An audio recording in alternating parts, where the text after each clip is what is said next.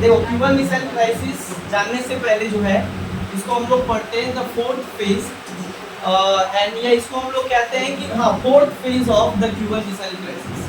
Cuba में जिस तरीके से ये मिसाइल क्राइसिस हुआ था इसको कहा जाता है, माना जाता है कि कोल्ड वॉर का ठंडा युद्ध का चौथा स्तर माना जाता है। और इसी चौथा फेज में जो है ये एक सबसे बड़ा घटना होता है क्यूबन मिसाइल क्राइसिस, जो दुनिया को जो है एक न्यूक्लियर वॉर के तरफ जो है ढकेल देता, राइट। और मानो ऐसा लगता है कि ये पूरा जो है न्यूक्लियर वॉर होने जैसा एटमॉस्फेयर बन गया था, लेकिन होते होते जो है रह गया। होते हैं ना कि मौत को छूकर टक से वापस आता, ठीक उसी तरीके का जो है सिचुएशन क्यूबन मिसाइल क्राइसिस में था। पर इतना ज्यादा क्यों था, क्या कारण था, किस तरीके का सिचुएशन था, इन्वायरमेंट था, जिसको हम लोग कहा जाता है वन ऑफ द सबसे मतलब क्या बोलेंगे फॉर्मिडेबल एटमॉस्फेयर बन गया था उस समय। इसके पीछे एक बहुत बड़ा कारण है, क्योंकि दोनों देश उस समय जो है न्यूक्लियर पावर लेकर दोनों एक दूसरे के इतना क्लोज आ गए थे, और फर्स्ट टाइम होता है पूरे कोल्ड वॉर के इतिहास में कि दोनों एक दूसरे के सामने हैं। This is the first time where the two super powers were coming to very closely with each other, एक दूसरे के एकदम आमने सामने आ गए थे। हम कहते हैं ना कि cold war is like a proxy war. पढ़ाते टाइम में हम बताए थे कि कोल्ड वॉर क्या था, एक प्रॉक्सी वॉर था। मतलब हमेशा क्या होता है कि दो महायुद्धों के बीच, मतलब दो देशों के बीच जो है ये बेसिकली लड़ाई था, लेकिन दोनों देश कभी आमने सामने ये लड़ाई नहीं लड़े। लेकिन the Cuban missile crisis is the first time in the cold war period where the two super powers were come close. और यहीं से क्या होता है, एक बहुत बड़ा जो न्यूक्लियर युद्ध है वो बेसिकली क्या होता है, होते होते रह सकता है। सबसे पहले बात है कि क्यूबा क्या है। मिसाइल तो बोलने से समझ में आ रहा है कि चलो भाई मिसाइल है ना, क्राइसिस मतलब चलो संकट, आपदा। बट क्यूबा क्या, कोल्ड वॉर अभी तक हम जितना भी पढ़े, पहला हम देखें कि जर्मनी यूरोप में सबसे पहला टेंशन क्रिएट हुआ था किसको लेके, बर्लिन को लेके, जिसको बर्लिन क्राइसिस के नाम से भी जाना जाता है। ठीक उसके 2 साल बाद जो है फिर एशिया, जो हम लोग पढ़े कोरिया, है ना, 1953 में कोरियन वॉर स्टार्ट हुआ। ठीक इसके बाद जो है Africa, Suez canal crisis start Africa में। एंड देन उसके बाद अब ये डायरेक्ट जो अफ्रीका था, अफ्रीका से डायरेक्ट कहां आया, लैटिन अमेरिका, इसको कहते हैं साउथ अमेरिका।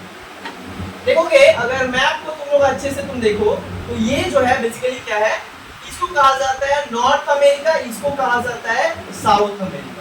और यहाँ पे जो है, और ये जो सागर है, ये जो सागर है, ये जो सागर है, इसको कहा जाता है कैरेबियन सी। क्या कहा जाता है, यस, इसको कहा जाता है कैरेबियन सी। इसको इसीलिए कहा जाता है कैरेबियन सागर। कौन सा महादेश में पाया जाता है, तो ये बेसिकली नॉर्थ अमेरिकन कॉन्टिनेंट हो गया, ये हो गया साउथ तुम्हारा साउथ अमेरिकन कॉन्टिनेंट। इन दोनों को जो जोड़ता है नहर, उसको कहा जाता है पनामा नहर। क्या कहा जाता है, पनामा नहर। और इसी बीच में जो है जो देश है, उस देश का नाम है क्यूबा। क्या नाम है, क्यूबा, जो अमेरिका से काफी देखो क्लोज है ना। अमेरिका क्या है, ये पूरा देश क्या है, अमेरिका। और इससे सबसे क्लोज कौन सा एक देश है, क्यूबा। और यहाँ पे बहुत सारा देश है, मैक्सिको है यहाँ पे। तो इन सभी देशों के एक नया नाम से पुकारा गया बाद में, लैटिन अमेरिका। क्या कहा गया, लैटिन अमेरिका। तो लैटिन अमेरिका का एक छोटा सा देश छोटा था लेकिन विख्यात बहुत। देश छोटा था लेकिन कारनामा बहुत बड़े बड़े। जो क्यूबा है, जो फोर्थ फेज का सबसे बड़ा जगह बनता है, जहाँ पे जो है एक वॉर और एक क्राइसिस होता है, कोल्ड वॉर पीरियड। इसको कहा जाता है क्यूबा। बेसिकली दक्षिण अमेरिका का एक छोटा सा देश था, जिसके ऊपर कई सालों से जो है स्पेन का कंट्रोल था। शुरू में इसका किसके ऊपर कंट्रोल था, अगर थोड़ा अच्छे से चीजों को समझो तो हम हिस्ट्री के क्लास में हम ये पढ़ाए थे कि स्पेन सबसे पहले कंट्रोल किया था किसको, नॉर्थ अमेरिका को। और पुर्तगाल किसको कंट्रोल किया था, साउथ अमेरिका को। पुर्तगाल का कौन सा एरिया पे कंट्रोल किया था, ब्राजील। और यहाँ पे कौन सा एरिया पे, मैक्सिको। याद आया, मैक्सिको। और क्यूबा पे भी किसका कंट्रोल था, दुनिया में नया न्यू कॉन्टिनेंट का खोज करने वाला या न्यू वर्ल्ड का खोज करने वाला व्यक्ति का नाम था अमेरिगो वेस्पुसी। लेकिन उसके बाद ही जो है यहाँ पे स्पेन का कंट्रोल हुआ क्यूबा। कब तक स्पेन का कंट्रोल था? 1800 से लेके 98 तक, 1898 तक Cuba was under the colony of Spain. 1898 तक जो है, जो क्यूबा एक छोटा सा देश, दक्षिण भारत का कैरेबियन सागर के बीच में एक छोटा सा देश है क्यूबा, जो बेसिकली क्या है, काफी लंबे समय तक किसका उपनिवेश था? स्पेन। लेकिन उसके बाद देखा जाता है कि 1898 में क्या होता है कि जब यहाँ के लोग, क्यूबा के लोग जब क्या करते हैं, इस साम्राज्यवाद को और स्पेन गवर्नमेंट को जो है, स्पेन गवर्नमेंट के खिलाफ जब यहाँ पे क्या होता है, युद्ध स्टार्ट होता है और लिबरेशन मूवमेंट स्टार्ट होता है और सारे लोग खड़े हो जाते हैं, जैसे भारत में सारे लोग खड़े हो गए कि अंग्रेज को यहाँ से भगा। ठीक उसी तरीके से 1898 में क्यूबा के बहुत सारे लोग जो है एकजुट होकर क्या करने लगे, देश को आजाद करने के लिए और इस सरकार को यहाँ से भगाने के लिए जो है एक आंदोलन स्टार्ट हुआ। और जैसे ही आंदोलन स्टार्ट होता है तो बगल में एक देश है अमेरिका, जो कि 1776 में आजाद हो चुका है। तो जैसे ही ये आजाद हुआ तो नॉर्थ अमेरिका के बगल में क्यूबा है। क्यूबा भी क्या हो रहा है, यहाँ पे मूवमेंट चल रहा था स्पेन सरकार के खिलाफ, ताकि हम लोग चाहते थे कि हम अपने देश को फ्री करें, ये हमारा देश है तो हम अपने देश पे कुछ शासन करेंगे, मेरे देश में कोई दूसरा अगर शासन करे ये हम नहीं सहन कर सकते।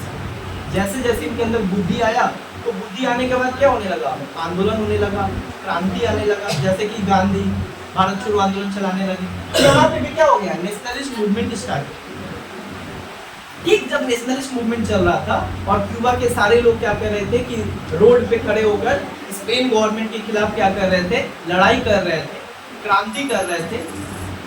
इसी टाइम पे क्या हो रहा था कि जो अमेरिका जो है यहाँ पे आता है और क्यूबा को क्या करता है, इस क्रांति में अमेरिका क्यूबा के लोगों का साथ देता है। देखो कितना इंटरेस्टिंग बात है, क्योंकि जो एक देश स्पेन का कंट्रोल में है और वहां के लोग इस स्पेन गवर्नमेंट के खिलाफ आंदोलन कर रहे हैं ताकि इनको भगा दे यहाँ से और अपने देश को आजाद कर ले, और अमेरिका आके क्यूबा के लोगों को सहायता कर रहे हैं, हाँ भगा दे। अमेरिका के लोग आकर क्यूबा के जो भी क्रांतिकारी लीडर हैं उनको क्या कर रहे हैं, सपोर्ट कर, by military, by economically, by politically, हर तरीके का सपोर्ट दे। और 1898 में फाइनली अमेरिका की सहायता से और क्यूबा के क्रांतिकारी लोगों ने और स्वतंत्रता सेनानी ने, मतलब उसको फ्रीडम फाइटर कहा जाता है, उन लोगों ने स्पेन को भगा दिया अपने देश से और अपने देश को क्या किया, आजाद कर दिया। और Spain become a independent country from the Spain colony, मतलब स्पेन के कंट्रोल से 1898 में क्यूबा क्या हुआ, आजाद हुआ। बट जिस टाइम आजाद हुआ और आजाद करने में सबसे बड़ा किसका रोल था, अमेरिका का रोल था, सहायता किया। एक दोस्त होने के नाते अमेरिका जो है, पड़ोसी देश होने के नाते अमेरिका जो है बेसिकली क्या किया, सहायता की। जैसे हम एक पड़ोसी देश होने के नाते बांग्लादेश को बनाने में सहायता की, बांग्लादेश वहाँ के लोगों को सहायता की, मिलिट्री सपोर्ट देके, इकोनॉमिक सपोर्ट देके। हमारे पास खाना नहीं था, जब वो लोग भाग के आ गए थे तो हम लोग मार भात खिलाए थे, भात हम खाए थे, मार उनको खिलाए थे, मतलब सहायता तो किए थे। ठीक उसी तरीके से क्यूबा के लोगों को सहायता किया अमेरिका। और 1898 में जब क्यूबा स्पेन के कंट्रोल से बाहर निकल जाता है तो धीरे धीरे स्पेन के ऊपर अपना कंट्रोल कौन स्टेब्लिश करने लगता है, अमेरिका। मतलब एक हाथ से क्या किया, आजाद किया, और दूसरे हाथ से क्या किया, अपने उस देश पे कंट्रोल करना स्टार्ट किया। ये है अमेरिका का पॉलिसी, स्पेन को यहाँ से भगा दो और उसके बाद जो है इन लोग को तो लगेगा कि हम तो इसका शुभ चिंतक, बट वही शुभ चिंतक बाद में क्या बन गया, उसको कॉलोनी बना। मतलब कॉलोनी नहीं बोलेंगे लेकिन फिर भी काफी ज्यादा क्या किया था, उसको नियंत्रण कर लिया। और ये नियंत्रण करने के बाद 1898 से लेके कहानी चलता है कब तक, कहानी चलता है 1959। ऐसे क्या होता है, अमेरिका जो है कंट्रोल। अच्छा, क्यूबा 1959 1898 से लेकर 1959 तक अमेरिका डायरेक्ट रूप से कंट्रोल नहीं किया था, लेकिन क्यूबा की बहुत सारी संपत्ति पे अमेरिकन लोगों का क्या हो गया था, अधिकार। That means half of the Cuban property was under the ownership of American company and American capitalist. America के जितने भी पूंजीपति थे वो क्यूबा में आकर क्या करते थे, क्यूबा की सारी संपत्ति को अपने नाम पे करते थे और उसको उसके ऊपर अधिकार करते थे। जिससे क्या हुआ, बात नहीं करो, जिससे क्या हुआ कि वहां के जो लोग थे उनको काफी समय लग गया इस चीज को समझने में। उनको तो लगा था कि अमेरिका हमारा शुभचिंतक है, देश को आजाद करने में सहायता दिया है, तो ये ऐसा काम थोड़ी करे। लेकिन जिसको क्या पता था कि अमेरिका का जो नियत है वो क्या है, तो किस नियत से तुम्हारा सहायता किया था, इसके ऊपर भी जो है सवाल उठता है। तो जैसे ही क्या होता है यहाँ पे 1959 में क्या होता है, सुनो 1959 में, ओए इधर देखो, 1959 में क्या होता है कि अमेरिका जो है क्यूबा के ऊपर काफी ज्यादा क्या होता है, ओए क्या हुआ, अरे भाई बंद क्यों बंद किया उसको चालू करो, ये भी लड़का है, इतना गर्मी में तो बंद कर दो।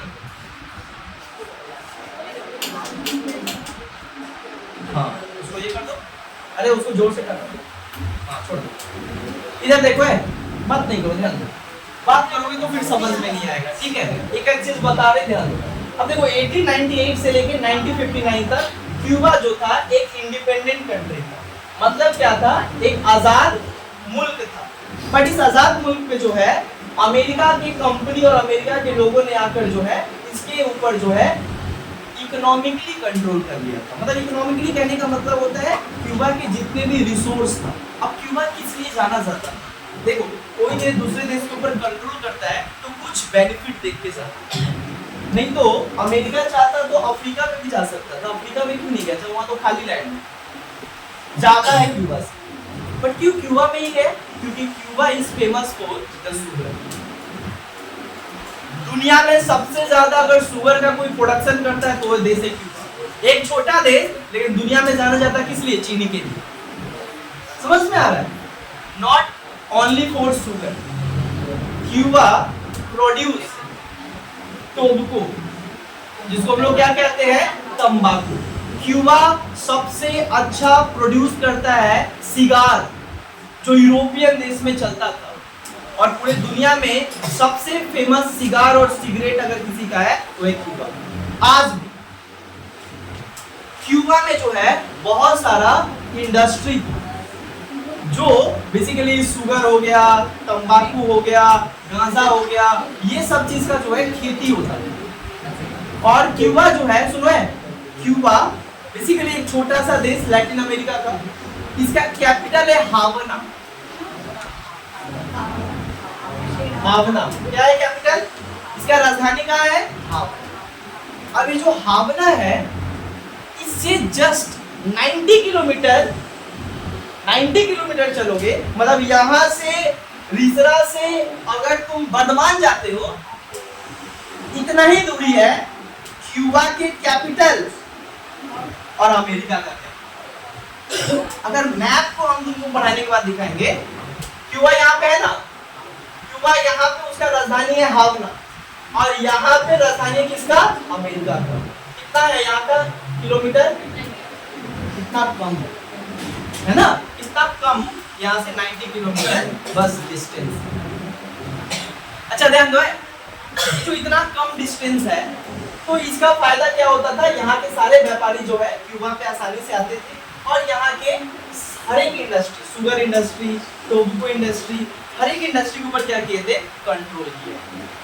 और देखते देखते देखते देखते ये इतना ज्यादा कंट्रोल बढ़ गया, इतना ज्यादा कंट्रोल बढ़ गया, कहा जाता है कि फ्यू पीपल, कुछ लोग, कुछ चंद लोग, अमेरिका की कुछ चंद कंपनी क्यूबा में आकर क्यूबा के 90% टेरिटरी और 90% रिसोर्सेज को कब्जा कर लिया, मतलब खरीद लिया। खरीदने का मतलब होता है उसके ऊपर जबरदस्ती क्या किया था, अपना उसको कर लिया। जिसके कारण क्या होता था कि क्यूबा के लोगों को जो है लैंड नहीं मिलता था खेती करने। क्यूबा के लोग धीरे धीरे क्या होने लगा, एक्सप्लॉइट होने लगे।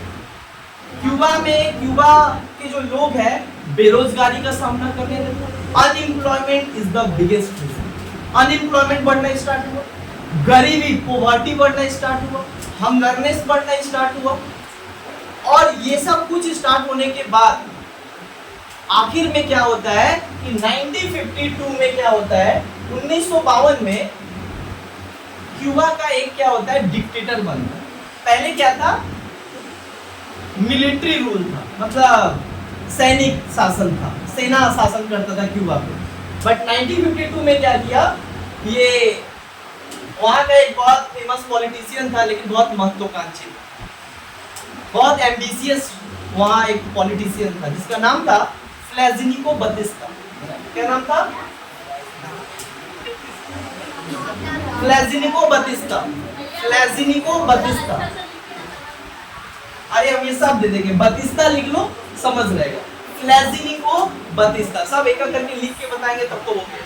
फ्लेजिनिको बतिस्ता जो है बेसिकली 1952 में क्या करता है, मिलिट्री शासन को खत्म करके और क्यूबा का क्या बन जाता है, डिक्टेटर बन जाता है। और अपने कंट्रोल में तानाशाह, लाइक हिटलर, तानाशाह बन जाता है और पूरे देश को अपने कंट्रोल में कर लेता है और देश को क्या करता है, चलाने लगता है। लेकिन दिक्कत ये था कि जो फ्लेजिनिको बतिस्ता क्यूबा का ही एक पॉलिटिशियन, क्यूबा का क्या बनता है, डिक्टेटर बनता है। डिक्टेटर बनने के बाद इस डिक्टेटर बनाने में जो है अमेरिका का बहुत बड़ा क्या होता है, हाथ है।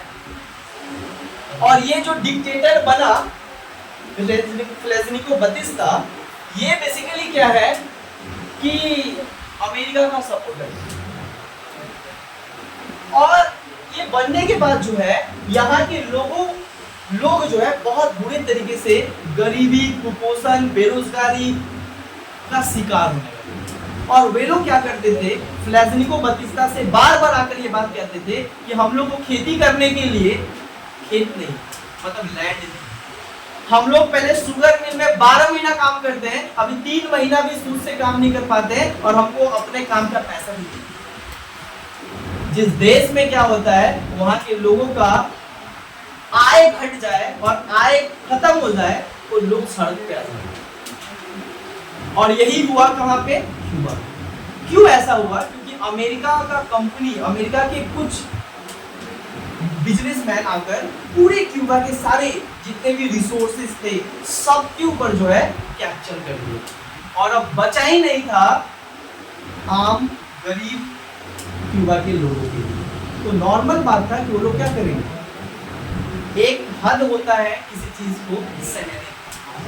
बाद में जब ये नहीं सहन होता है तो लोग क्या करते, रास्ता पे आते। और जब ये रास्ता पे आए तो फ्लेजिनिको बतिस्ता इतना, कहने का नाम का था कि यहाँ का क्या था, शासक था, लेकिन ज्यादातर समय क्या करता था, ये अपना प्राइवेट, ज्यादा समय क्या करता था, ये अपने प्राइवेट और फॉरेन फॉर्चून पे लगाता। मतलब कहने का मतलब क्या होता है, ये ज्यादा अधिक समय क्या करता था, राज्य के काम पे ध्यान नहीं देकर वो अपना निजी व्यवसाय पे ध्यान।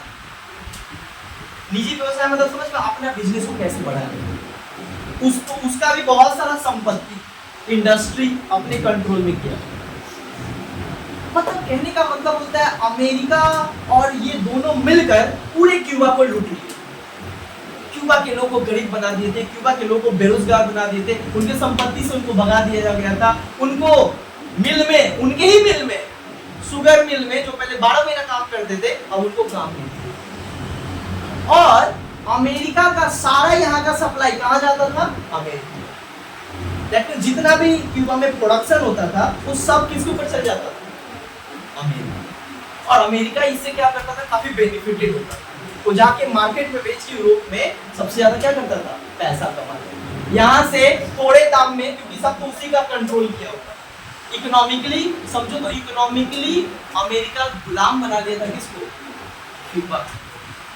और जब लोगों को ये बात पता चला तब पता चला, जब बहुत देर हो गया था और सब कुछ लूट गया था और लोग रोड पे आ गए थे, तब लोगों को समझ में आया कि ये देश के शासक और ये कुछ ऐसे अमेरिकन कैपिटलिस्ट है जो देश को बेच दिए और देश के ऊपर जो है अपना, वो इस देश को जो है अपना मालिकाना समझते हैं। और अपने आप को अगर बचाना है, अपने आप को अगर जीवित रखना है, तो हमें क्या करना पड़ेगा, देश को और साथ ही साथ अपने इस भूमि को बचाना पड़ेगा। और इसके लिए ही क्या होता है, सुनो, इसके लिए ही एक व्यक्ति क्यूबा का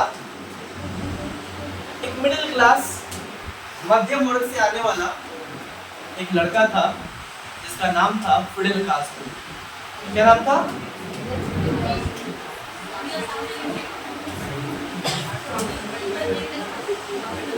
Fidel Castro, FIDEL, Fidel Castro, CASTRO। Fidel Castro जो है एक मध्यम परिवार से आने वाला व्यक्ति, ये गरीबों की बात और पूरे देश का स्थिति देखता है और ये बोलता है नहीं, ऐसे छोड़ देने से जो है पूरा का पूरा देश खत्म हो जाएगा, इसके खिलाफ क्या करना पड़ेगा, आवाज उठाना पड़ेगा। और वो समझ गया था कि सबसे बड़ा कारण है यहाँ का करप्ट शासन, क्योंकि अगर शासक अच्छा है तो कभी देश को बिकने नहीं देगा। जब देश का अगर फैमिली गार्जियन अच्छा है, फैमिली का गार्जियन अगर अच्छा है तो कभी भी फैमिली जो है खराब तरीके से और खराब जो है कभी नहीं। सेम चीज जो है, इस बात को कौन फील किया, फिडेल कास्ट्रो। फिडेल कास्ट्रो पेशा से क्या था, एक लॉयर था। और ये क्या करता है, जब इसको समझ में आता है कि पूरा देश लूट गया है और ये सारे अमेरिकन लूट लिए हैं और जो बचा खुचा है वो हमारे शासक मिलकर लूट लिए। अब बहुत हुआ अन्याय और बहुत हुआ शोषण, अब हम लोग मिलकर अपने देश के लिए क्या करेंगे, लड़ाई करेंगे और इन सभी को यहाँ से भगाना पड़ेगा। फिडेल कास्ट्रो का कहना था कि यहाँ के शासक और यहाँ के सारे अमेरिकन जो हमारे ही देश के रिसोर्सेज पे कब्जा करके बैठे हुए हैं, इन दोनों को देश से निकालना, तब जाकर हम अपने सभी नागरिकों को उनका लैंड वापस दे सकते हैं, उनको न्याय दे सकते हैं, उनको रोजगार दे सकते हैं, उनको गरीबी रेखा से निकाल सकते हैं। और यही कारण जो है फिडेल कास्ट्रो जो है सामने आता है और ये क्या करता है, वहाँ के लेबर को लेकर एक पार्टी बनाता है, कम्युनिस्ट वर्कर पार्टी या कम्युनिस्ट लेबर पार्टी। क्या कहा जाता है, कम्युनिस्ट लेबर पार्टी। ये कम्युनिस्ट लेबर पार्टी बनाता है, वहाँ के जितने भी लेबर है, जितने भी मजदूर है, सभी को क्या करता है, इस संगठन में उसको इकट्ठा करता है और इकट्ठा करके क्या करता है, आंदोलन करता है। तो जब ये आंदोलन करता है, और आंदोलन किस मुद्दे पे करता है, पहला मुद्दा करता है ये भ्रष्टाचारी जो सरकार है उसको खत्म किया जाए। हम लोग नहीं मानते और हम लोग सपोर्ट नहीं करते हैं इस भ्रष्टाचारी सरकार को जो हमारे देश को पूरे तरीके से लूट रही है। कम्युनिस्ट लेबर पार्टी या वर्कर पार्टी एक ही बात है। तो ये पार्टी बनाता है फिडेल कास्ट्रो, एक युवा नेता क्यूबा का, जो समझ जाता है कि देश पूरे तरीके से अमेरिका के हाथों में बिक चुका है, देश को बचाना है तो यहाँ के शासक जो भी पूरे तरीके से भ्रष्ट है, इसको क्या करना पड़ेगा, करप्ट है, हटाना पड़ेगा। और हटाने के लिए उसके पास तो पुलिस है, मिलिट्री है, सब है। हमें क्या करना पड़ेगा, पूरे मास स्केल, पूरे देश भर में क्या करना पड़ेगा, आंदोलन और क्रांति करना पड़ेगा। Social revolution is the path to emancipate, to emancipation from the exploitation and suppression and corrupt government. ये भ्रष्टाचारी सरकार और शोषण वाली सरकार से अगर अपने आप को मुक्त करना है, एक ही रास्ता है, सब उठकर चलो और क्या करो, आंदोलन करो, सामाजिक विद्रोह करना होगा, सामाजिक क्रांति करना पड़ेगा। सामाजिक मतलब समाज में चेंज लाने के लिए, सोशल सिस्टम में चेंज लाने के लिए हमें लड़ना पड़ेगा। और इसके लिए क्या करता है, बोलता है लैंड रिफॉर्म लेना पड़ेगा। ये जो सारा संपत्ति अमीरों को बांट दिया जा रहा है, ऐसा नहीं चलेगा। गरीबों का संपत्ति है, गरीबों को मिलना चाहिए ताकि वो अपना 2 टाइम का जीवन जी सके। समझ आ रहा है, क्योंकि ये कम्युनिस्ट विचारधारा से काफी प्रभावित। कम्युनिस्ट विचारधारा मतलब कार्ल मार्क्स, गरीबों का मसीहा, जो मजदूर का बात करता है, मजदूर वर्ग का बात करता है। कार्ल मार्क्स कहना है कि मजदूर वर्ग ही इस दुनिया में सब कुछ बनाया, लेकिन वो बनाए हुए चीज भी उसका अधिकार, ये सबसे बड़ा अन्याय उसके साथ है। और इसी को प्रभावित बात से था, आइडियोलॉजी से प्रभावित था, क्योंकि सोवियत रशिया से पढ़ के आया था तो प्रभावित था ही, सिंपल बात है। तो ये क्या करता है, सारे लोगों को लेकर एक संगठन बनाता है और विद्रोह करना स्टार्ट करता है। माउंटेन एरिया पूरे हर जगह, क्यूबा के हर एक जगह पे क्या करता है, प्रोटेस्ट करता है, रोड जाम करता है, विद्रोह करता है, डेमोनिस्ट्रेशन करता है। डेमोनिस्ट्रेशन मतलब जुलूस निकालना, मिছিল निकालना और डिमांड करना सरकार को, और सरकार के ऊपर दबाव देना। ये करते करते क्या होता है, लास्ट में जब प्लेज़निको बतिस्ता को पता चला कि भाई ये तो मेरा पूरा का पूरा धंधा चौपट कर देगा, इसको सबसे पहले खत्म करना पड़ेगा, क्योंकि ये लोगों के पास जा जाके लोग को जगा रहा है, लोग को अपने पक्ष में कर रहा है और सरकार के खिलाफ भड़काने की कोशिश कर रहा है। अगर ऐसा ही चला तो सरकार भी जाएगा और हम भी जाएंगे। तब इसको क्या किया, मतलब फिडेल कास्ट्रो का अरेस्ट कर, फिडेल कास्ट्रो का अरेस्ट करके 2 साल जेल में रखा। बट जब 2 साल बाद, ये तो खुद लॉयर था, जब 2 साल बाद जब ये निकलता है तो आग बढ़ के निकलता है और लोगों को और अब क्रांति करता है, मूवमेंट नहीं। अब उन लोगों को लेकर क्या करता है, डिमांड करता है, जब तक ये सरकार डिमांड ना माने तब तक हम लोग क्या करेंगे, क्रांति करेंगे, रुकेंगे नहीं। और वो लगातार क्रांति करना स्टार्ट हुआ, जिसमें लैंड रिफॉर्म का बात किया। अमीरों के पास जो संपत्ति है सब कुछ छीन कर किसको दे देंगे, सारे मजदूर जिनका हक है उनके जमीन को, किसी एक व्यक्ति को हम सब जमीन नहीं दे सकते। और ये गवर्नमेंट को क्या करना पड़ेगा, हटाना पड़ेगा। इसको लेकर क्या होता है, आंदोलन यहाँ पे फाइनली 1959 में क्या होता है, under the leadership of Fidel Castro, Fidel Castro के नेतृत्व में जो आंदोलन और क्रांति चल रहा था क्यूबा को बचाने के लिए, हाँ, पूंजीवाद से बचाने के लिए, ये जो करप्ट शासक था उनसे बचाने के लिए, ये फाइनली 1959 में क्या होता है, फिडेल कास्ट्रो इतना बड़ा स्केल पे लोगों को लेकर आंदोलन करता है कि ये जो प्लेज़निको बतिस्ता जो डिक्टेटर था उसको क्या करना पड़ा, देश छोड़ के भागना पड़ा, क्योंकि उसको पता चल गया, जैसे कि बांग्लादेश पास में है, समझ में शेख हसीना, तो उसी तरीके से क्यूबा के जो शासक थे प्लेज़निको बतिस्ता, उनको पता चल गया कि जनता, सारा का सारा जनता किसके साथ है, फिडेल कास्ट्रो। और फिडेल कास्ट्रो को वहाँ के लोग मसीहा मानते थे, भगवान मानते थे, अवतार मानते थे कि किसी ने एक आया और हमारे दुखों को सुना और हमारे दुख के लिए लड़ाई कर रहा है। और ये बात जो है प्लेज़निको बतिस्ता और पूरे देश भर में सबको पता है। बाद में क्या होता है, सरकार चेंज, लोगों ने अपने नया सरकार किसको बनाता है, किसके हाथ में देता है, फिडेल कास्ट्रो। और Fidel Castro become the new president of and dictator of the Cuba. Cuba का क्या बनते हैं, नया सरकार का चेहरा बनते हैं। और जब पहला सरकार का चेहरा बनते हैं तो ये पहला क्या बोलते हैं, nationalised all the sugar factory and all the industry within the Cuba. Cuba में जितने भी इंडस्ट्री है सब का सब क्यूबन गवर्नमेंट का है, किसी प्राइवेट इंसान का नहीं है। इससे किसको लगा झाल, अमेरिका को। सिंपल बात है ना, क्योंकि अमेरिका के तो सारे लोग क्या किए थे, यहाँ के सारे इंडस्ट्री को कैप्चर कर लिए थे। और वही जो स्वेज कैनल हुआ नेशनलाइज करने पे, यहाँ पे कौन कांड किया, वही फिडेल कास्ट्रो बोला कि हम क्या करेंगे, नेशनलाइज करेंगे अपने इंडस्ट्री को। नेशनलाइज मतलब सरकार के हाथ में होगा इंडस्ट्री, किसी प्राइवेट व्यक्ति के हाथ में नहीं होगा, बल्कि इसका मालिक कौन होगा, सरकार। Cuban government is the owner of all industry within the Cuba. Cuba में जितने भी इंडस्ट्री होंगे उसका मालिक कौन होगा, क्यूबा सरकार। और ये जब बात करता है तो जो कैपिटलिस्ट है, जो निजी संपत्ति, जो व्यापारी करते हैं, जो बिजनेस करते हैं, उनको तो घाटा होने स्टार्ट हुआ। 100 साल से पैसा वहां से कमाए, अब तो दिक्कत होगा जब उनसे छीना जाएगा। ये बात किसको खराब लगा, अमेरिका, मतलब अमेरिका के लोगों का। अमेरिकन गवर्नमेंट क्या किया, अमेरिकन गवर्नमेंट जो है क्यूबा और फिडेल कास्ट्रो को जो है नहीं मानता, क्योंकि फिडेल कास्ट्रो पूरा कम्युनिस्ट विचारधारा है। कम्युनिस्ट विचारधारा कहने का मतलब होता है साम्यवादी विचारधारा, जो रसिया का विचारधारा, और दोनों तो राइवल ही है, एक दूसरे का अगेंस्ट है, कैपिटलिस्ट सोशलिस्ट। एक मानता है पूंजीपति को बढ़ावा देता है, पूंजीवाद को, और एक मजदूर वर्ग। तो ये जो फिडेल कास्ट्रो था ये मजदूरों का बात करता था, गरीबों का नेता, मसीहा था, जो कि किसको पसंद नहीं था, अमेरिका। और जब आकर डायरेक्ट बोला हम नहीं एक्सपोर्ट करेंगे, हम नहीं बेचेंगे, शुगर नहीं देंगे, किसको, अमेरिका। तो ये डायरेक्ट बोलता है कि हम अब शुगर देंगे लेकिन डिसाइड करेगा इसका प्राइस कौन? क्यूबन सरकार।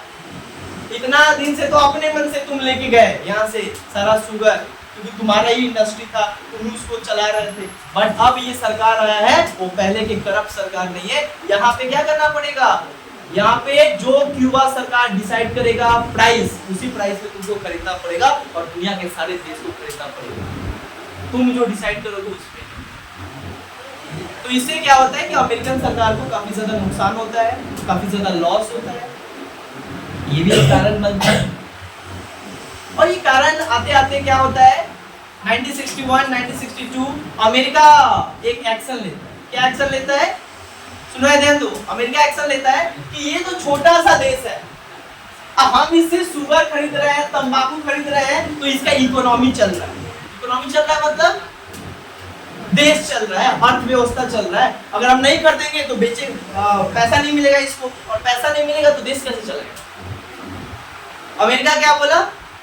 ये जो फिडेल कास्ट्रो के नेतृत्व में सरकार है ना, ये हमारे अगेंस्ट है, रुको इसको सबक सिखाना पड़ेगा। अमेरिका क्या करता है? बोलता हम तुमसे नहीं खरीदेंगे। अब क्यूबन गवर्नमेंट का क्या हुआ? माथा का दर्द हो गया, क्योंकि नहीं खरीदेगा तो फिर मेरा देश का अर्थव्यवस्था कैसे चलेगा? हम इतना शुगर खा के तो जी नहीं पाएंगे ना, खाली शुगर खा के तो जीवित रह नहीं पाएंगे। मेरे को तो और भी चाहिए, बहुत सारा चीज को पूरा करना है। यस। अब यहाँ पे क्या होता है? क्यूबा क्या करता है? क्यूबन फिडेल कास्ट्रो बहुत ज्यादा इकोनॉमिक क्राइसिस में जाना स्टार्ट होता है, क्योंकि Cuban economy is directly dependent on American market. America के मार्केट में जितना बिक रहा है उतना पैसा आ रहा है। लेकिन अब क्या हुआ कि हालांकि ये बोला कि हम नेशनलाइज करेंगे, हम प्राइस ये करेंगे, तो पूरा इसके अमेरिका के इंटरेस्ट के खिलाफ। तो अमेरिका बोला हम लेंगे ही, हम लेंगे ही। ये सबक सिखाना चाहता था। इतने में क्या हुआ? यहाँ का फिडेल कास्ट्रो बोला हम तो अपने देश के लोगों को मरते हुए नहीं छोड़ सकते ना, अर्थव्यवस्था मेरा चौपट हो जाएगा, लोग मारे जाएंगे। हम यहाँ पे आए देश को आगे बढ़ाने के लिए, लोगों को सही उनका जो चीज है देने के लिए। अब ये क्या करता है? फटाक देना रसिया के पास जाता है और बोलता है, क्योंकि उस समय उसको भी पता है कोल्ड वॉर चल रहा था, अमेरिका सपोर्ट नहीं करेगा तो एक दिन तो सपोर्ट करेगा ही करेगा। And that is called the USSR. ये यूएसएसआर के पास आता है। उस समय बेसिकली यहाँ पे कौन रहते हैं यूएसएसआर में? Nikita Khrushchev is the president, was the president of USSR during that time. ठीक उसी टाइम पे जो है रसिया का नेतृत्व कौन कर रहा था? जिसको रसिया कहते हैं, उस समय सोवियत कंट्री कहा जाता है, सोवियत यूनियन कहा जाता है। उसका नेतृत्व कौन कर रहा था? निकिता खुर्शचेव।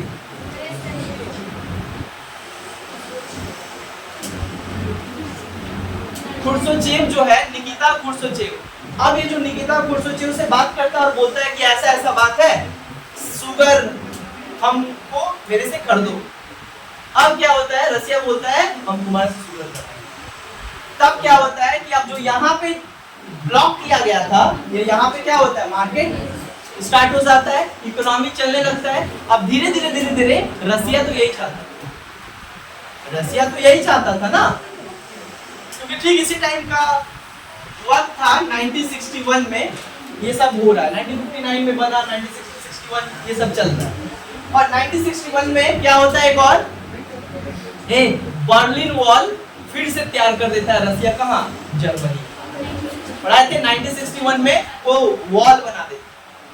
और Berlin wall is the symbol of cold war का सबसे बड़ा सिंबल क्या था? बर्लिन घेराबंदी।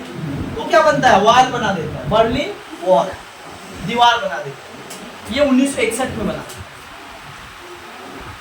ठीक इसी टाइम पे क्या होता है कि ये क्यूबा से क्या होता है? क्यूबा जो है यूएसएसआर से अपना मार्केट करना और अपना इंपोर्ट एक्सपोर्ट करना स्टार्ट करता है, जिससे इसका इकोनॉमी चलने लगता है। और यहाँ पे जैसे ही चलने लगता है, अमेरिका को जो है तकलीफ हो जाता है कि तुम काहे रसिया से तुम व्यापार कर रहे हो। अब सिंपल बात है भाई, मेरा घर नहीं चलेगा तो हम तो दूसरा मार्केट पे जाएंगे ना, सिंपल बात है। तुम्हारा दुकान तुम नहीं दोगे तो दूसरा दुकान से जाएंगे ना, हम लेंगे। सेम काइंड यहाँ क्यूबा किया। और क्या हुआ?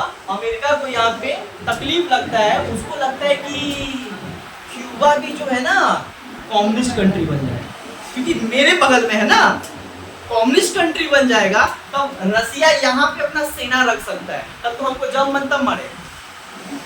मतलब हमको तो जब मन तब मारेगा, हमको जब मन तब थ्रेड देगा, जब मन तब थ्रेड देगा। यही कारण है कि रशिया यूक्रेन को मार रहा है, तुम काहे उसका मेंबर बनोगे? तुम मेंबर बनोगे तो नेटो का सारा देश यहाँ पे आके क्या करेगा, अपना मिलिट्री बेस लगाएगा, और यहाँ से रशिया का बॉर्डर एकदम सामने है।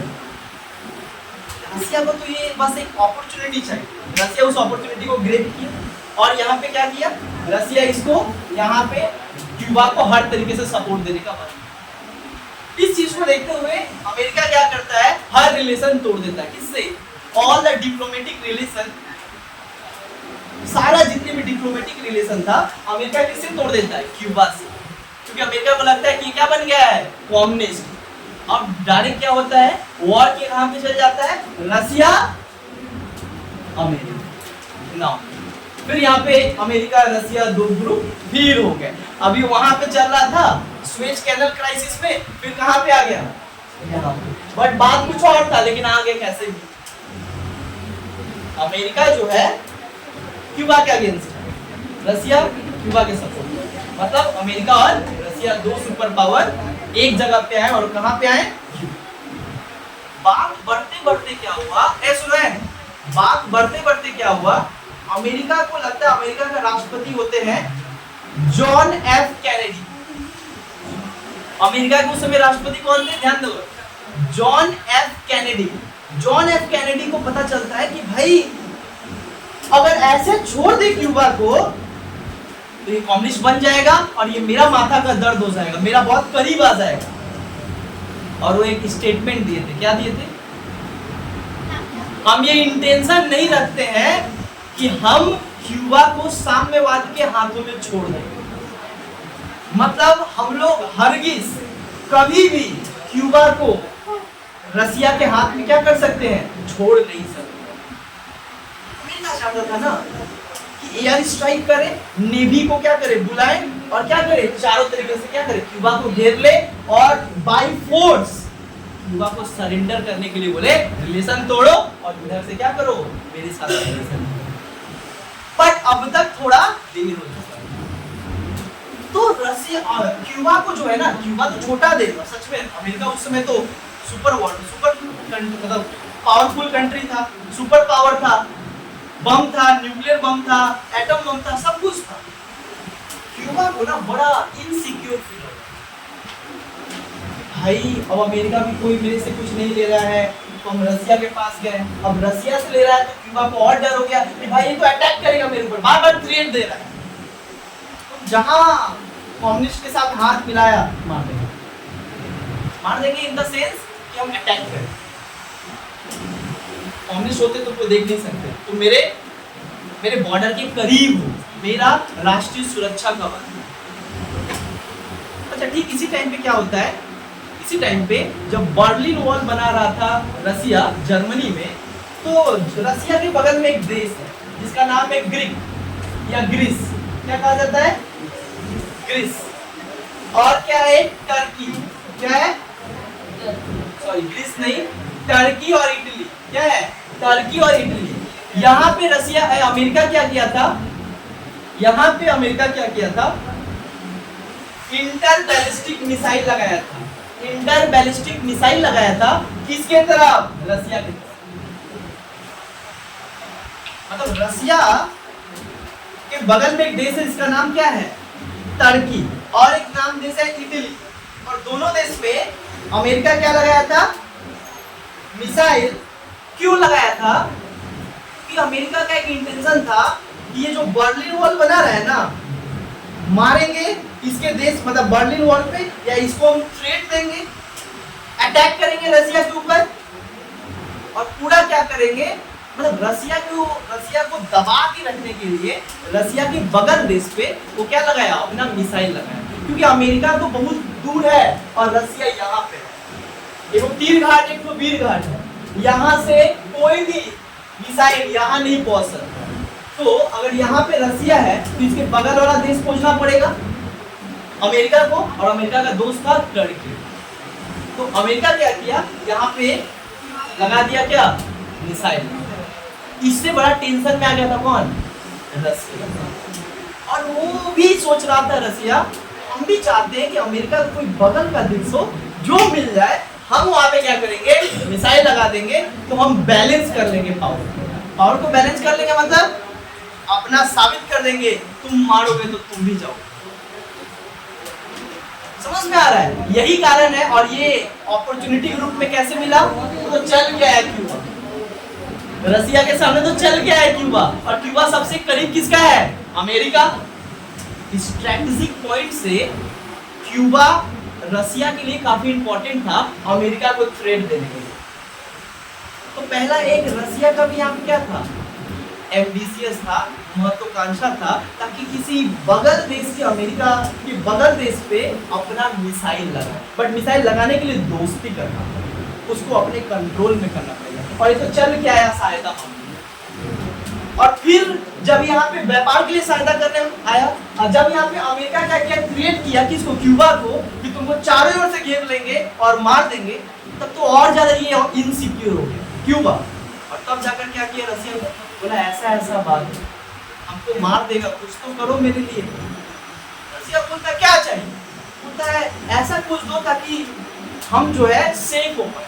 तो बोलता है कि क्यूबा के पास तो कुछ नहीं था, ना रडार था, ना एयरक्राफ्ट था, ना नेवी था, ना मिसाइल था, कुछ नहीं था। अमेरिका के पास न्यूक्लियर बम इसी से दबा के रखता था। रसिया बोला हम देंगे। 1961 में क्या किया, धीरे धीरे रसिया क्या किया, जहां पे ये क्यूबा है, ये सागर को कहा जाता है कैरेबियन सागर, और यहाँ पे तो क्या है, आइलैंड है जो क्यूबा से एकदम सटा हुआ है। उस आइलैंड का नाम है बे ऑफ पिग्स।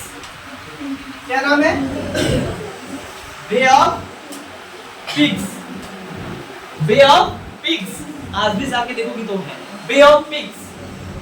और रसिया क्या किया, इधर से आकर, सहायता से आकर क्या करता है, बे ऑफ पिग्स, जो बेसिकली कहाँ है, यहाँ पे आकर इसने, मतलब अड्डा पे सारा मिसाइल क्या कर रहा है रसिया, अपना मिसाइल, अपना रडार, अपना बॉम्बर, अपना एयरक्राफ्ट, रसिया मतलब पूरा का पूरा मिलिट्री जितना भी वेपन होता है, रसिया सील के सारे लाकर किसको दे दिया। और धीरे धीरे क्यूबा इसको अपने देश में ले जाकर क्या किया, चारों ओर से सेट कर दिया। सुनो ध्यान दो, ध्यान दो, ध्यान दो। चारों ओर से क्या किया, रसिया उसको सहायता किया, और पूरा सारा रसिया का सारा एडवांस टेक्नोलॉजी का सारा लैस। और इसमें जो था एक न्यूक्लियर मिसाइल भी सब दिया, साथ साथ क्या दिया, अपना न्यूक्लियर मिसाइल दे दिया। और उस मिसाइल का नाम क्या था, middle range ballistic missile, MRBMS, middle range ballistic missile. एक ऐसा मिसाइल जो मध्यम दूरी को क्या कर सकता है, डायरेक्ट हमला कर सकता है। क्योंकि यहाँ से अमेरिका का राजधानी कितना किलोमीटर था, 90 किलोमीटर, और इको 200 किलोमीटर लड़ाई कर सकता है। समझ आ रहा है? और अमेरिका बोला हम तुमको घेर के मारेंगे। और अपने आप को सुरक्षा देने के लिए रसिया इसको रडार दिया, यहाँ पे रडार सिस्टम लगा दिया। रडार मतलब कुछ भी उधर से आएगा, पता चल जाएगा कि कोई इधर से हमला आ रहा है। आप उसको बॉम्बर से क्या कर सकते हो, उड़ा सकते हो, न्यू टेक्नोलॉजी। तो रसिया सहायता किया किसको, क्यूबा को।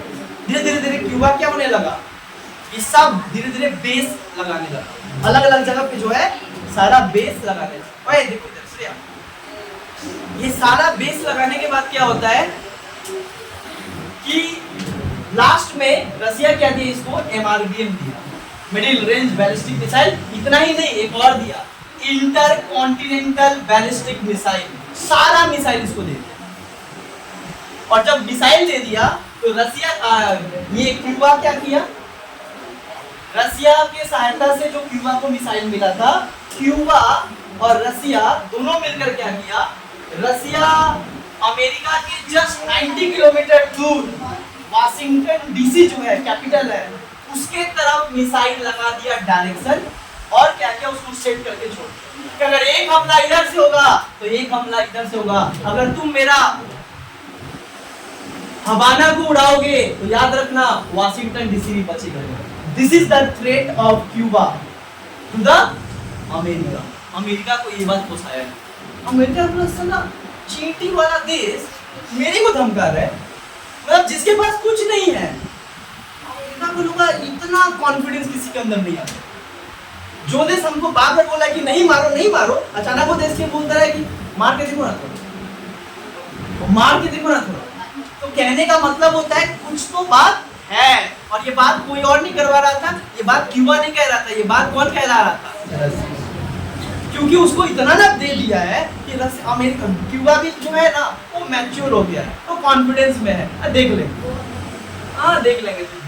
अब क्या होता है, यहाँ पे झमेला स्टार्ट, जो ये मिसाइल लाके यहाँ पे पोस्ट कर देता है, इसीलिए इसका नाम पड़ गया क्या, क्यूबान मिसाइल क्राइसिस। और ये सारा मुद्दा किसके ऊपर आके अटक गया, मिसाइल।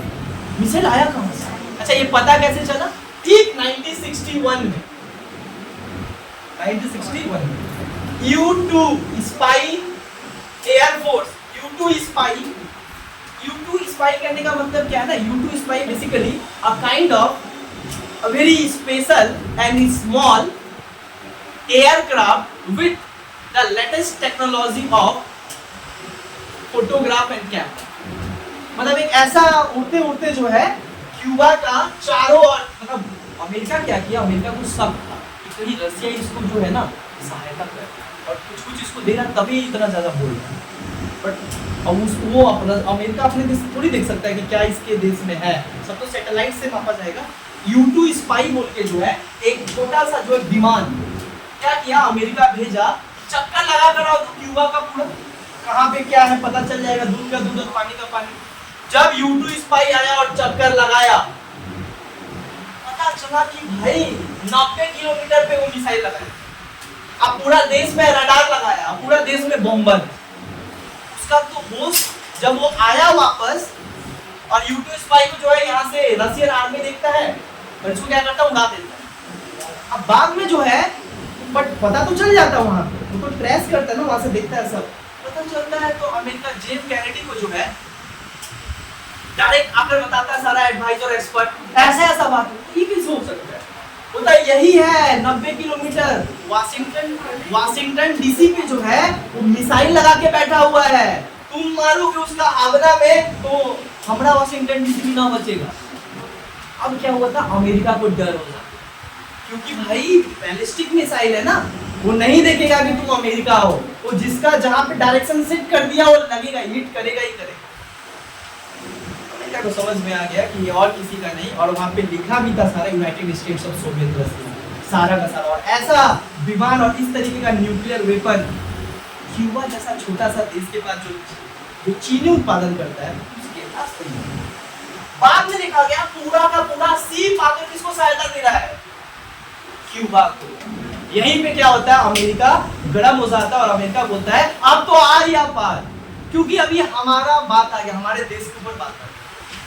रसिया अपना तो यहाँ पे अपना पूरा कब्जा कर लिया था, क्यूबा को सब चीज देकर अपना कहा। तो ये भी चाहता है कि क्यूबा अपने मन से चल नहीं रहा था, इसको चला रहा था रसिया, क्योंकि रसिया का मोटिव था इसको सबक सिखाना। बट बस मोहरा तक और अमेरिका क्या करता है, इसी पे एक्शन लेता है। क्या एक्शन लेता है, बोलता है एयर स्ट्राइक, पूरा एयर स्ट्राइक करो, पूरा क्यूबा पूरा एयर स्ट्राइक करो। बाद में जब एयर स्ट्राइक का बात आता है यहाँ पे, तो उसको पता चलता है कि वो लोग भी तो ये सारा मतलब लगा के रखा है रडार बॉम्बर, अगर आप एयर स्ट्राइक करोगे तो लोग भी एयर स्ट्राइक करेंगे। बोलते हैं क्या करे, जेफ कैनेडी पगला जाते हैं राष्ट्रपति, क्या करे अब इसको। जेफ कैनेडी समझ नहीं पाते, बोलते कि क्या मकसद है, रसिया इसमें क्यों इन्वॉल्व हुआ है। वो तो यही नहीं समझ पाते कि इसमें रसिया का क्या है। वो समझते हैं, दो तीन बात निकल के आते हैं, कोई बहुत इंपॉर्टेंट। जेफ कैनेडी अपने बात पे लिखते हैं सारा कि मेरे को क्या समझ, उनको लगता है कि पहला कारण हो सकता है कि वो अपना सुपीरियरिटी को दिखाना चाहते हैं, दूसरा वो बैलेंस करना चाहता है, मेरे को बैलेंस करना चाहता है, मतलब मेरे को बैलेंस करने का मतलब होता है मेरे पावर को चैलेंज करना चाहता है। और तीसरा क्या है, तीसरा इंपीरियलिस्टिक आइडियोलॉजी, वो चाहता है क्यूबा को कंट्रोल करें, और क्यूबा अगर कंट्रोल हो गया तो अमेरिका हमेशा क्रिएट में, मतलब हमेशा भय में रहना पड़ेगा, डर के जीना पड़ेगा। जैसे कि रसिया जी रहा है, क्योंकि यहाँ पे इटली और टर्की में जो है वो क्या लगा के रखा अमेरिका, अपना वहां पे मिसाइल बना के रखा, लगा के रखा, कंट्रोल रखने के लिए रसिया को। और यहाँ पे कौन लगा दिया, रसिया। इसके ऊपर कंट्रोल हो, बैलेंस, ना तुम उसको मारोगे ना वो तुमको, क्योंकि तुम जानते हो हम मारेंगे तो वो भी मारेगा, तो नुकसान दोनों का होगा, प्रॉफिट किसी का नहीं होगा। सिंपल बात, इसी को कहा जाता है बैलेंस ऑफ पावर। चाइना आज अमेरिका को बैलेंस कर रहा है, बट और दुनिया में कोई देश नहीं है जो अमेरिका को बैलेंस करे। सब अमेरिका के पीछे भाग रहा है या किसी दूसरे तरफ भाग रहा है, लेकिन चाइना डायरेक्ट उसके सामने कॉम्पिटिटर बन के खड़ा है। चाइना के ऊपर टैरिफ लगाया, अभी देखो हमारे ऊपर भी टैरिफ लगाया 26%, उसके ऊपर भी 36% लगाया, और कल जाकर क्या किया, 100% टैरिफ लगा दिया अमेरिका के इंपोर्ट। बोला तुम 36% लगाएगा, तुम 100% लगाएंगे। डोनाल्ड ट्रम्प गरम होता है, इतना गुस्सा तुम लगाओगे और नहीं लगाएगा, कम समझो ना क्या। देखो वही देश डर के रहेगा, इंसान डर के रहेगा जो जिसको लगेगा कि हम उतना मेरे अंदर शक्ति नहीं है, बट चाइना को लगता है हम कंपेयर कर सकते हैं और क्या कर सकते हैं, बैलेंस ऑफ पावर कर सकते हैं। सेम कहानी यहाँ पे हुआ, अब कहानी बताते खत्म। अब जो यहाँ पे होता है क्या, मेन सीन लास्ट में जो है हम ये बोलते हैं कि क्या करे, लास्ट में एयर स्ट्राइक बोलते हैं, रेडी रखो, पहले क्या करो, जितना भी आने जाने वाला रसिया का जितना भी सीप है इस कैरिबियन सागर में ना घुसे, पहले पूरा नेवी को लगा, सारा नेवी आकर बे ऑफ पिग्स और कैरिबियन सागर में क्या करता है, इसको घेर लेता है, और वहां पे जो है बहुत सारा रसियन क्या मिलता है, सीप मिलता है। बट वहां पे जो सीप मिलता है, डायरेक्ट अमेरिका क्या करता है, डायरेक्ट कहता है कि जो तुम वहां पे मिसाइल लगाए हो उसको 24 घंटा के अंदर क्या करो, हटाओ, वरना इसका अंजाम जो है पूरा दुनिया देखेगा।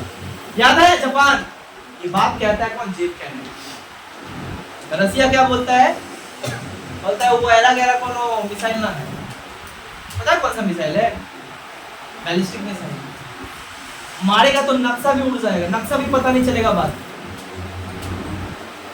रसिया बोलता है कि नहीं हटाएंगे, तब तक हम नहीं हटाएंगे जब तक कि तुम ये आश्वासन ना दे दो और लिखित में ना दे दो जेफ कैनेडी और अमेरिका कि क्यूबा का अगर कुछ भी हुआ ना इसका, तो इसका इंजाम तुमको भुगतना पड़ेगा। मतलब पहले क्यूबा के ऊपर जो तुम इतना ज्यादा दबाव बना के रखे हो और इतना ज्यादा उसको पूरा ट्रैप करके रखे हो और थ्रेट दे रहे हो कि परमाणु हम मार देंगे, लिखित में दो कि तुम इसको कुछ नहीं करोगे और आज के बाद इसके साथ इन्वॉल्वमेंट नहीं रहेगा। डायरेक्ट रसिया बोलता है, रसिया का मेन तो मकसद ये है। वो क्या बोलता है, अमेरिका क्या बोलता है, इसका जवाब क्या देता है, अमेरिका बोलता है ऐसा हरगिज नहीं हो सकता है। दोनों आमने सामने आ जाता है, अपना नेवी लेके, एयरफोर्स लेके, और ये भी अपना क्या करता है, पूरा परमाणु लेकर यहाँ पे आ जाता है। यहाँ पे अमेरिका घेरा हुआ है, मतलब यहाँ पे अमेरिका का नेवी है और यहाँ पे पूरा किसका नेवी है और आर्मी है, रसिया। ये दोनों आमने सामने, इसीलिए कहा जाता है this is the first time where the two super powers came very closer और at the brink of nuclear war. मतलब ऐसा जगह पे खड़े थे जहां से कुछ भी हो सकता था, क्योंकि दोनों के पास न्यूक्लियर बम था। और बाद में क्या होता है, दोनों में बहुत ज्यादा क्या होता है, आर्गुमेंट और बहुत ज्यादा युद्ध अभ्यास होता है। युद्ध अभ्यास भी होने लगता है, आसमान में पूरा उसमें का फोटो भेज देंगे, इतना युद्ध अभ्यास हो रहा है। तब इतना टेंशन बढ़ गया था, दुनिया का सारा नजर किसके पे था, दो शहर, मतलब दो देश के, अमेरिका और प्लेस क्यूबा। बीच में क्यूबा भी सोच रहा था हम काय पिसा रहे इसमें। बाद में क्यूबा को समझ में आता है ये हमर मन ना है, ये तो गेम खेला है दोनों। रसिया का अपना इंटरेस्ट है, अमेरिका का अपना इंटरेस्ट, बट मोहरा कौन बना है, बट क्यूबा क्या करे, क्यूबा को भी तो थ्रेट मिला है। रसिया एक बार और डिमांड करता है, अमेरिका बोलता है लास्ट बार बोल रहे हैं हटा लो, नहीं तो न्यूक्लियर वॉर पूरा दुनिया नहीं होगी, क्योंकि हम नहीं छोड़ने वाले हैं। और हमारे देश के ऊपर मिसाइल लगाना मतलब हमारे नेशनल सिक्योरिटी का क्या करना, उल्लंघन करना। और ये जानकर अमेरिका कहाँ बात करता है, यूएनओ। यूएनओ से क्या आता है, यूएनओ का सेक्रेटरी दौड़े दौड़े आता है, बोलता है सारा अपना टीम लेके आता है, यूथान यूथान, जिसका नाम था U Thant, the present secretary general of UN, महासचिव थे, वो दौड़े दौड़े आते हैं, बोलते यूथ को कैसे भी कम करना पड़ेगा, लेकिन यूथ है कि नाम ही नहीं हो रहा है कम होने, दोनों अपने नेताओं में। बाद में रसिया एक बात बोलती, अमेरिका बोलता है हम ये बोलते हैं कि हम क्यूबा के ऊपर जो है आप किसी भी तरीके से जो है हम इसके ऊपर दबाव नहीं बनाएंगे, लेकिन सबसे पहले यहाँ का क्या करो, मिसाइल हटाओ और सारा अपना नेवी यहाँ से क्या करो, डिप्लॉयड करो, मतलब हटा दो यहाँ से। रसिया बोलता है ये तभी हम हटाएंगे जब तुमको हम तो यहाँ पे क्यूबा में लगाए हैं, तुम जो यहाँ पे हमारे देश में टर्की में लगा के रखे हो, इसका क्या नहीं हटा, इसको क्यों लगा के रखो यहाँ पे, ये मेरा नेशनल सिक्योरिटी को ब्रीच करता है। अब समझ में आने लगा इतिहास को कि एक्चुअल में ये वॉर क्यूबा को लेकर नहीं हुआ था, और रसिया चाहता था कि इस जो मिसाइल है, जो मेरा देश का सबसे बड़ा क्या बना है, मौत का काल बना हुआ, कंकाल बना है, इसको कैसे रिड्यूस करें, और इसका बेस्ट मकसद क्या था, क्यूबा में डिप्लॉयड करो, ऑटोमेटिक क्या होगा, हम ये डिमांड करेंगे कि तुम यहां से हटाओगे तो हम यहां से हटाएंगे। टिट फॉर टैट, तब साफ बात है, अगर अमेरिका रसिया ऐसे बोलता ना यहाँ से हटा लो, नहीं हटाता, बोलता ही तुम मेरा दोस्त का घर है, अब क्यों हटाएंगे, हम कुछ भी रखें।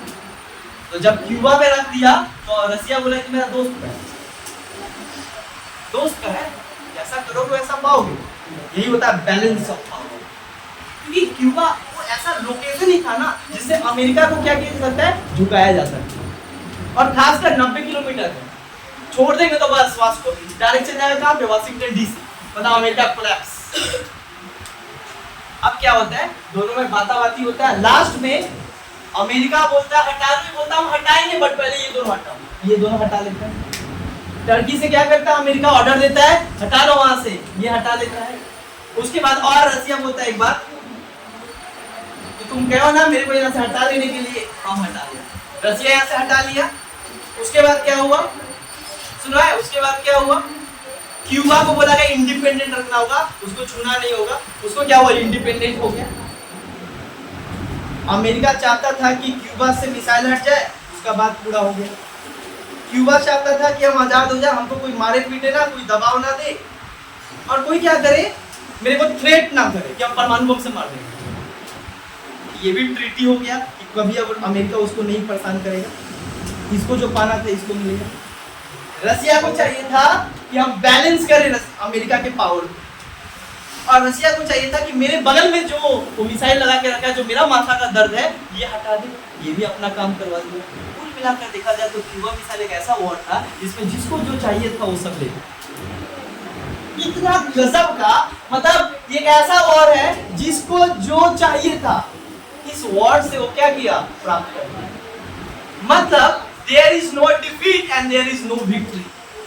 इसका सेम बात यही है, ना कोई इस युद्ध में जीता और ना इस युद्ध में हारा, बट जिसको जो पाना था उसको मिल गया और जिसको जो चाहिए था उसको मिल गया। और इसके बाद क्या होता है, इम्पैक्ट, ये समझ में, this is called Cuban missile crisis. खत्म हुआ। अच्छा 1962 में मेनली कब से कब हुआ, मेनली स्टार्ट कब हुआ, स्टार्ट हुआ तुम्हारा 13 अक्टूबर और खत्म कब हुआ 28 अक्टूबर। माना जाता है 13 दिन दुनिया ने ऐसा सांस लिया है मानो कि ये लगता ही नहीं था कि इसके बाद कभी जीवन आएगा, इसलिए कहा जाता है दिस 13 days इज हॉरिबल। ये 13 दिन जो था, 13 वही मतलब 13 अक्टूबर से लेके 16 अक्टूबर से लेके 28 अक्टूबर तक जो है ना, ठीक है 28 अक्टूबर 29 अक्टूबर हो जाएगा, बट मेनली इसको माना जाता है 13 दिन। जो 13 दिन तक इतना खतरनाक टेंशन चला इन दोनों में, मानो ऐसा लगा कि अब न्यूक्लियर वॉर हो ही गया, लेकिन होते होते रह गया। इम्पैक्ट क्या निकला, पहला इम्पैक्ट क्या निकला, पहला प्रभाव क्या हुआ क्यूबा मिसाइल का, पहला क्यूबा मिसाइल का ये प्रभाव हुआ कि दुनिया कितना, ये पहला बार दुनिया ये रियलाइज किया कितना थोड़े से बात पे न्यूक्लियर वॉर संभव। मतलब अब थोड़े से भी बात पे क्या है, न्यूक्लियर वॉर संभव है। पहला बार दुनिया फेस किया कि थर्ड वर्ल्ड वॉर और न्यूक्लियर वॉर कितना आसानी से। दूसरा क्या हुआ, ये सुना है? दूसरा क्या हुआ? दूसरा हुआ कि इस युद्ध का प्रभाव ये हुआ कि चाइना जो है आकर रसिया को गाली देता है। काहे गाली देता है? बोलता है खाली दांत है दिखाने का और कुछ काम नहीं है। रसिया को बोलता है, काहे पता है? 1959 में क्या होता है, रसिया और चाइना के बीच बाता-बाती हो गया था और इन लोगों के बीच झगड़ा हो गया था एक नदी को लेकर। तब से ना चाइना पहले दोस्त था इन दोनों, पढ़ाई थी तो कोरियन वॉर और इसमें, लेकिन थोड़ा इन दोनों में अनबन होने के कारण क्या हो गया, चिढ़ गया। कौन? चाइना। और रसिया थोड़ा उससे अलग हो गया और रसिया यहाँ पे इन्वॉल्व हो गया और ये देख रहा था कि देखते कौन जीतता है, कौन हारता है और कौन पीछे हटता है और कौन आगे बढ़ता है। बाद में पता चला कि जा रसिया को बोला हटाने, वो हटा लिया। वो तो एक कैसा सुपर पावर है, उसके डायरेक्ट उठा देता है बात। कौन सवाल उठाता है? चाइना। तीसरा इसका प्रभाव क्या होता है? तीसरा प्रभाव होता है कि दोनों देश में पहला बार, सुनो है, अमेरिका प्लस यूएसए साथ दोनों देश में पहला बार हॉटलाइन कम्युनिकेशन सेंटर इस्टेब्लिश हुआ। हॉटलाइन मतलब टेलीफोन से दोनों बात कर सके, ये पहला बार दोनों देश जो है बनाए आपस में बैठकर, एक मॉस्को में और एक वाशिंगटन डीसी। दो टेलीफोन लगाया गया ताकि अमेरिका और रशिया में बात होना बहुत जरूरी है, क्योंकि बात नहीं हो रहा है तो युद्ध कहां से कहां चला जाएगा। युद्ध को समाधान किया जा सकता है बातचीत। पहला बार लोग महसूस किया कि नहीं भैया बातचीत बहुत जरूरी, नहीं तो जिस तरीके का इस बार हुआ है फिर कहीं हो गया तब तो गया, कब किसका माथा क्या कोई नहीं जानता। समझ आ रहा है? हॉटलाइन कनेक्शन यहाँ पे क्या हुआ, इस्टेब्लिश। और लास्ट इसका एक प्रभाव क्या हुआ, लास्ट प्रभाव यही हुआ कि जिसको जो पाना था इस युद्ध में वो पा लिया। और रसिया को हटाना था टर्की से क्या, मिसाइल, और अमेरिका को हटाना था किससे, क्यूबा से, दोनों हटाना। और इसके बाद क्या है, इसके बाद जो है दुनिया में जो है शांति, दोनों सुपर पावर में शांति लाने का कोशिश किया गया। और यहीं से स्टार्ट होता है द प्रोसेस ऑफ ट्रीटी, और यहीं से स्टार्ट होता है आर्ममेंट। मतलब आर्म को क्या करो, कम करो। इतना आर्म बढ़ जा रहा है, टेक्नोलॉजी बढ़ते जा रहा है, ये क्या करे, युद्ध को और आग लगाते। जितना कम रहेगा उतना कम युद्ध। ट्रीटी एग्रीमेंट पे जोड़ दिया जाने लगा, न्यूक्लियर एग्रीमेंट स्टार्ट हो गया। इसी एरा को कहा जाता है the era of detente. Understand? Detente समझ में आ रहा है?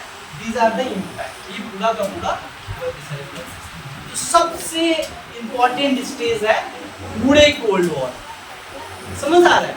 देन हम लोग जो है अब डायरेक्ट हम लोग पढ़ेंगे इंपैक्ट कैसे हुआ इसके